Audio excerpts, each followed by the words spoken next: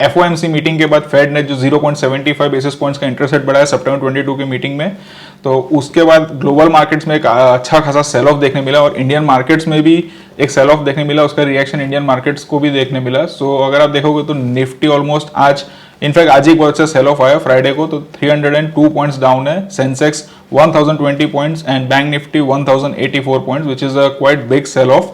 तो आगे क्या होने वाला है वो एनालिसिस करने की ट्राई करते हैं और देखते हैं वीक हेड में हम क्या निकाल सकते हैं। तो सबसे पहले हम शुरुआत करते हैं निफ्टी से। We are using M stocks chart which is by Mirae Assets. So इसी के चार्ट्स हम यूज करेंगे और निफ्टी की हम बातें करें दोस्तों, तो निफ्टी में आप देखोगे काफी टाइम से एक रेंज के अंदर ही चल रहे हैं। आप देखोगे तो ऑलमोस्ट अगस्त का पूरा महीना बोल लो और सितंबर का पूरा महीना बोल लो, तो एक रेंज के अंदर ही चल रहे हैं, जिसमें कि हायर साइड हम 18,000 के आसपास की रेंज देख रहे हैं और नीचे की साइड पे 17,300 400 की रेंज देख रहे हैं। तो इस रेंज के अंदर अभी भी रेंज के अंदर है, लेकिन मेरा ऐसा मानना है अगर हम रेंज के बाहर निकलते हैं और एक बेरिश कैंडल अगर बनती है मंडे को, तो नीचे की तरफ हम शिफ्ट हो सकते हैं। ट्रेंड फिर धीरे धीरे नीचे की तरफ जा सकता है। That is a high possibility, क्योंकि ओवरऑल ग्लोबल मार्केट्स भी काफी वीक लग रहे हैं। लेकिन अगर ग्लोबल मार्केट्स में भी कोई रिकवरी स्टार्ट होती है और हम अगर इस रेंज को नहीं ब्रेक करते और शायद इधर से ही अगर कोई रिवर्सल आता है, तो वापस से हम इस रेंज के अंदर ही रहेंगे, ऐसा बोल सकते हैं। जब तक ये रेंज ब्रेक नहीं होती, एक डिसाइसिव वन साइडेड मूव आना मुश्किल लगता है। So of course there is a quite high possibility कि नीचे साइड पे ब्रेक होगी। तो उसके जो कुछ एनालिसिस, अगर नीचे के साइड पे ब्रेक होगी तो कैसे एनालिसिस कर सकते हैं और कैसे अच्छी अपॉर्चुनिटी ढूंढ सकते हैं, तो इस वीडियो में आज हम वो समझने की ट्राई करते हैं। तो सबसे पहले हम छोटे टाइम फ्रेम पे आ जाते हैं, जो कि 30 मिनट्स का चार्ट है। तो 30 मिनट्स के चार्ट में आप देखोगे दोस्तों, तो जो सपोर्ट्स और रेसिस्टेंस के लेवल्स हैं, जहाँ कहाँ से रिजेक्शन आ सकता है, वो हम ढूंढने की ट्राई करते हैं। तो सबसे पहले जो मुझे लगता है, एक तो ये एक इमीडिएट रेसिस्टेंस की तरह वर्क कर सकता है जोन, जो कि 17,500 से लेके 450 के बीच में है। अगर कोई रिकवरी आती है और यहाँ से अगर कोई रिजेक्शन देखने मिलता है, तो हम इसको और नीचे जाता हुआ देख सकते हैं। और एक और जो जोन हम मार्क कर सकते हैं चार्ट्स पे, वो है ये 17,650 के आसपास का। अगर रिकवरी यहाँ तक भी आती है और यहाँ से भी कोई रिवर्सल देखने मिलेगा, तो of course this is also a bearish setup, और यहाँ से भी रिवर्सल अगर आता है तो नीचे की तरफ जाने की हाई पॉसिबिलिटी है। सो ये दो लेवल्स है जो कि हम मार्क कर सकते हैं फॉर द कमिंग वीक, जिसमें कि ऊपर आता है वहां से कोई रिजेक्शन दिखता है तो नीचे की तरफ हम ट्रेंड को जाता हुआ देख सकते हैं। That is a quite high possibility. और बैंक निफ्टी के चार्ट्स देख लेते हैं दोस्तों।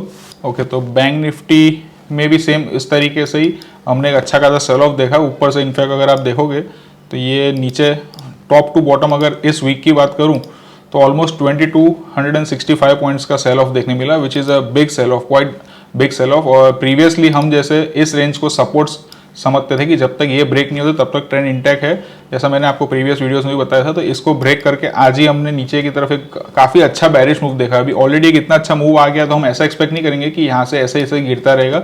That is quite less possibility. तो कहीं ना कहीं थोड़ा चॉपी होके अगर वो ऊपर आता है, और ऐसा मेरा मानना है 40,200 से लेके 40,100 की रेंज में आता है और यहाँ से कोई रिजेक्शन देखने मिलता है, so that is quite high possibility कि वहाँ से रिवर्सल होगा, वापस से हम ट्रेंड को नीचे जाता हुआ देख सकते हैं। और अगर इस रेंज को निकल के 40,400 500 को क्रॉस कर लिया, तो फिर वापस से वही जो चॉपीनेस है, या ओवरऑल बैंक निफ्टी में तो इतना चॉपीनेस नहीं, थोड़ा अप ट्रेंड ही बोलेंगे, बट जब निफ्टी में चॉपीनेस है तो ये भी कहीं ना कहीं थोड़ा साइडवेज हो सकता है, वापस से ऊपर नीचे वो रेंज के अंदर ये घूमेगा। पर नीचे की अगर हम बातें कर रहे हैं, तो नीचे मेरा ऐसा मानना है कि बहुत ही जल्दी हमको एक रिवर्सल देखने मिलेगा।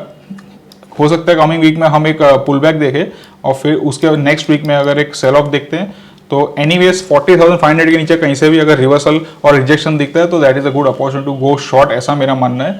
सो that you can keep this analysis in your watch list. अब कुछ स्टॉक्स की बातें करते हैं दोस्तों। तो एक स्टॉक है माइंडट्री। तो माइंडट्री में आप देखोगे दोस्तों, तो एक बेरिश टाइप का पैटर्न बन रहा है और ओवरऑल आप चार्ट देखोगे ऊपर से नीचे धीरे धीरे ग्लाइड होता ही जा रहा है। और इधर आप देखोगे तो एक फ्लैग पैटर्न टाइप का बन रहा है। तो इस टाइप का बोल सकते हैं ये एक पैटर्न बन रहा है, ऊपर से आया नीचे, और ये एक रेंज के अंदर था। अगर ये रेंज ब्रेकआउट करता है नीचे की तरफ, तो माइंडट्री को भी हम और नीचे जाता हुआ देख सकते हैं। ऑलरेडी आईटी सेक्टर तो वीक चल ही रहा है, तो अगर ग्लोबल मार्केट्स में सेल ऑफ आएगा तो आईटी सेक्टर सबसे पहले हैम्पर होगा, ऐसा मेरा मानना है। सो you can keep this stock Mindtree in your watch list. और फिर एक दूसरा स्टॉक है सेल। ओके गाइस, तो सेल के चार्ट पे आ जाएंगे तो आप देखोगे तो ये एक प्रीवियस लेवल्स थे ऐसे, जो काफी टाइम से सपोर्ट दे रहे थे इसको।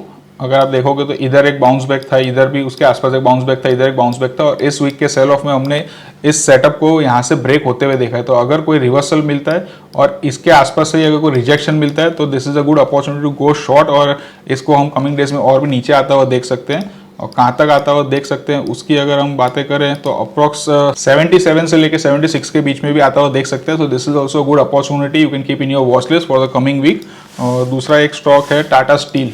तो टाटा स्टील में भी देखोगे दोस्तों तो एक बेरिश टाइप का सेटअप बन रहा है, काफ़ी टाइम से एक रेंज के अंदर था और ये रेंज अभी धीरे धीरे ब्रेकआउट हो रही है, ऐसा मुझे लग रहा है। इधर आप देखोगे तो अभी तक ब्रेकआउट हुआ नहीं है, बट देन ये इतने टाइम से कंसोलिडेशन हो रहा है, यहाँ पे एक चॉपीनेस है। और अगर यहाँ से कोई ब्रेकआउट देखने को मिलता है नीचे दोस्तों, तो टाटा स्टील में भी हम एक बेरिश सेटअप बनता हुआ देख सकते हैं। और फिर हो सकता है टाटा स्टील को हम 100 के आसपास भी आता हुआ देख सकते हैं in coming week, which is a quite high possibility. So you can keep this stock Tata Steel also in your watch list. और दूसरा एक स्टॉक है Torrent power.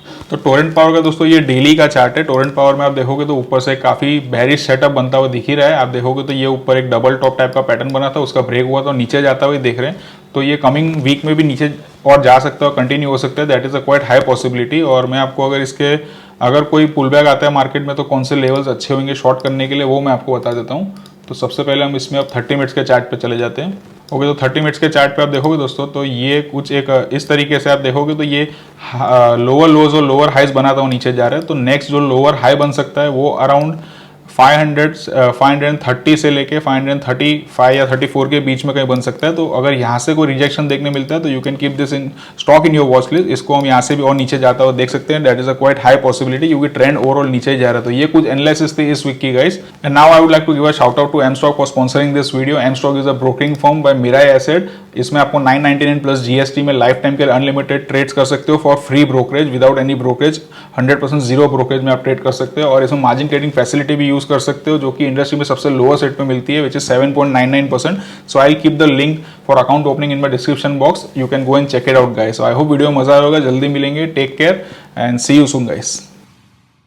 Investments in securities markets are subject to market risks. Read all the related documents carefully before investing.